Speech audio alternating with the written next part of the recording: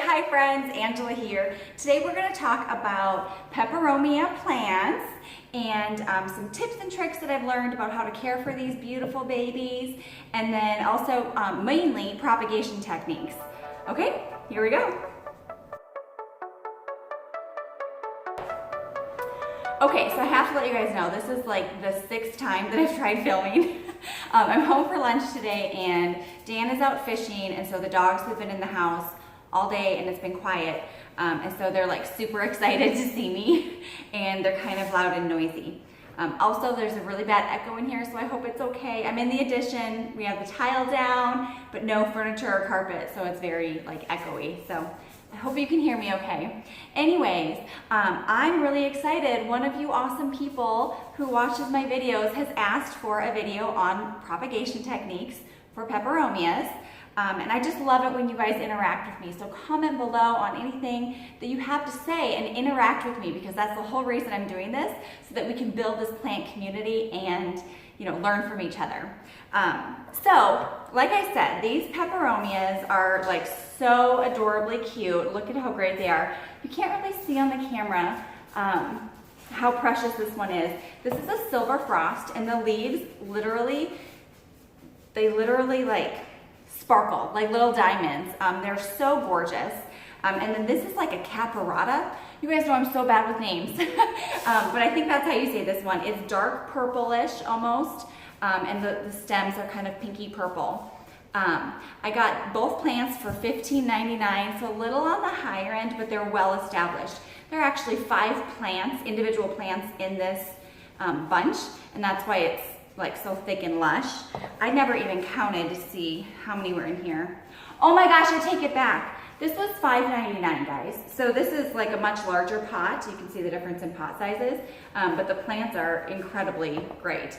Yeah, this silver frost, there's like one big bunch in there.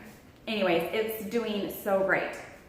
I got these both at Family Tree up in Kansas City, the nursery up there, and it's, if you don't know, it's my favorite place. Anyways, these guys are, I think they're from Brazil, or like originally from Brazil. They are tropical plants, and because they like grow on the bottom layer of the jungle, right? They don't get much direct light. So they're perfect for houseplants. They do like it to be a little bit more humid, a little bit more warm, I guess. So something that I've noticed, this guy, you can see he has a couple droopy leaves. And this past couple of weeks, I've been letting the house get really cold, especially at night.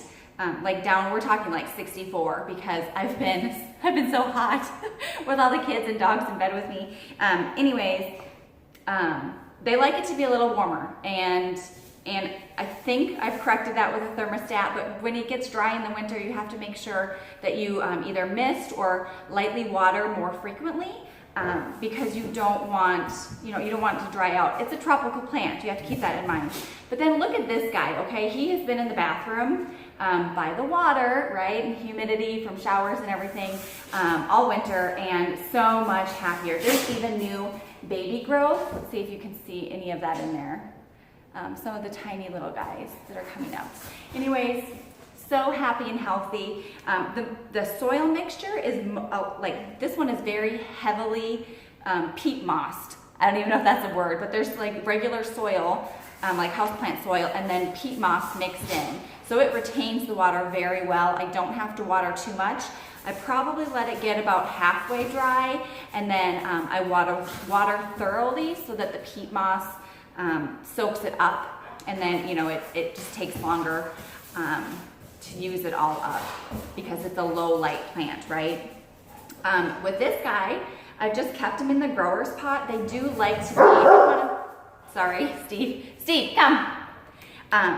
I've kept it in the grower's pot. They like to be a little bit more root bound. I don't have any roots poking out yet, and I've had this guy for over a year. So he's doing okay. I probably won't repot, but I'll take him out of the pot, maybe even today. Yeah, look at that. You can see it has nice root growth, but they're not robust, so it will not get repotted this spring. We're at March, by the way. Sturdy. So anyways, I don't really like the look of the plastic nursery pots, so I put them in terracotta pots are kind of my thing. And I got this really cute one at Family Tree up in Kansas City. Anyways, there's a couple of these guys that are just kind of poking out a little bit more than I want them to. So those are going to be the leaves that we end up taking off to propagate today. I'm sorry, I'm like so long-winded. I think I miss you guys. It's been such a long winter. I'm ready to be back and talking with you all about this. So I just have some very simple tools here. Propagating does not need to be difficult. I think a lot of people are so afraid of cutting their plants and trying to propagate, but you know what, let's be honest, like I kill plants without trying to propagate them, so it doesn't matter if you take a cutting or two and it doesn't succeed the first time. That doesn't mean it's going to fail the next time you try, so you just have to be comfortable with taking the risk because the benefits are so worth it. And I say that, and then I have this beautiful beast over here that I just can't get myself to cut. Video forthcoming. I will propagate my monstera soon enough because I have some friends, I think, who need a plant or two. So we'll get to that one. But anyways, today, I just have a pair of scissors. Everyone says you should wash your scissors and make sure they're clean so that you don't infect the plant. Well, I have toddlers, and you know what? I feel like a little bit of germs doesn't really hurt. I know I did rinse these off, little soap and water, so they're probably fine. But I'm like not that person, so bear with me, everybody. And if like you just cringed at that, it's okay. You can still love me. We all have our faults, right? Anyways, we're gonna do water propagation today because you know that's kind of my thing. I got this really cute. Sorry, the dogs are loud. They went in the other room. They should be better now. I got this really cute little propagation station. I don't know, probably from China. I think I paid like $7 for it. And anyways, just 2 little glass bulbs, and it's cute. So when it's sitting on my counter, it's not like horrendous. I usually have a bunch of glasses that are sitting out. I have some snake plants right now that are propagating. Just sitting on the counter in glasses. Not the cutest, but this one's kind of fun. So anyways, it's so simple. There's kind of, I think, the jury's out. A lot of people, especially like with the peperomias, the watermelon, they will cut the leaves and then plant them in soil and keep them moist. I'm terrible at misting. I'm terrible at misting soil. Like I always forget, I don't have the patience for it. So water prop is the way I go. And like I said, oops, I took it out of the pot, so now it's gonna keep coming out. Sorry guys. Anyways, look, it literally just fell off because I've been playing with it so much. This is the guy that normally I was just gonna cut off for you. Anyways, we are literally just gonna take this and stick it in the water. It's gonna look something like that. And I don't know, in a couple weeks time, we'll have little baby roots growing out the bottom. It's so simple. Everybody should do this. Like I said, you could like take this little, there's actually 3 ways, I guess. So you could try to grow roots from the bottom. You could cut up here near the base. You can see me cut near the base and let roots grow from the base of the leaf. Or you can cut the leaf in half and then the top half of the leaf that is cut can go in soil. You have to keep it kind of moist, but not too much to like rot the plant. Like I said, that doesn't usually work for me just because we'll call it neglectful. But we're literally just gonna stick this guy in water and we'll watch it propagate over the next couple weeks. So I'm gonna come over here.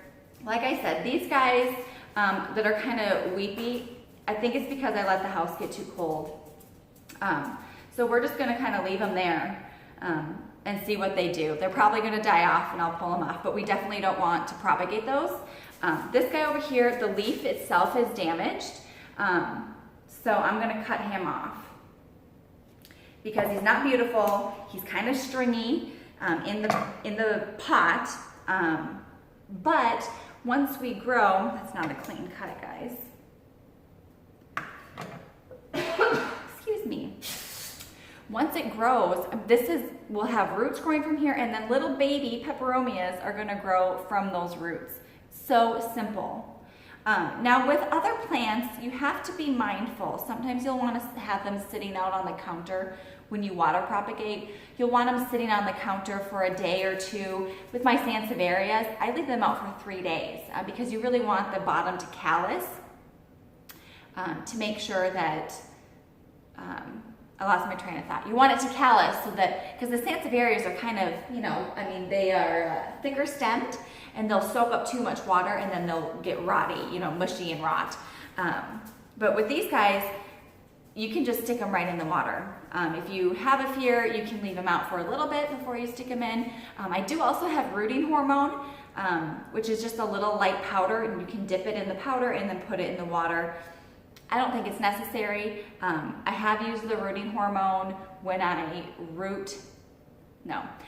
plant a rooted, okay, if it has roots, once it has roots, I dip it in some hormone before I put it in soil, and I feel like that helps with the transition to soil.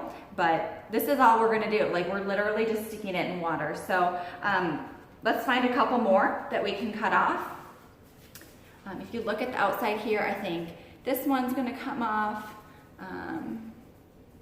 And then this guy over here, because he's kind of sticking out pretty far, and that leaf is a little damaged. So anyways, I'm just coming in. You probably can't really see, guys. Just bear with me. I'm literally just coming in, cut. And these are lighter leaves, but they're still like the dark purple, and I just love the texture. They're just so gorgeous. So we're just gonna plop those in there. There's 3 there. And over here on the silver frost, I don't want to cut off too many because I feel like it looks really good, but I definitely, when I'm going to plant these in the new nursery pots, I'm going to want a couple plants, you know what I mean? Because these are each going to root their own baby, but we want a couple plants in there so that when they all start to grow, it's very full and lush, because that is the reason why we do this, folks, right? We want full, beautiful, lush plants. So there's that one.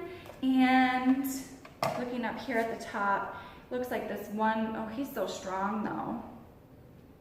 It's hard to find just the ones you want to cut off. Oops, I just dropped soil everywhere, guys.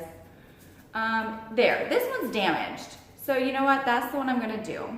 How did it get damaged? I don't know. Steve maybe ate it, maybe it hit the wall, maybe I dropped it. Our house is lived in, folks. We are human here, and our plants are part of the family, so they get damaged just like we do, but we all keep growing. So anyways, this is it, guys. I just took 6 clippings. I'll keep you posted on the root development over the next couple weeks, and we'll go from there. You'll probably get to see me plant these early this summer, okay? If you have questions, comment below. And of course, like and subscribe the video, and introduce yourself if you're new, and say hi if you're an old friend, all right? Have a good day. We'll see you guys in the next video. Bye.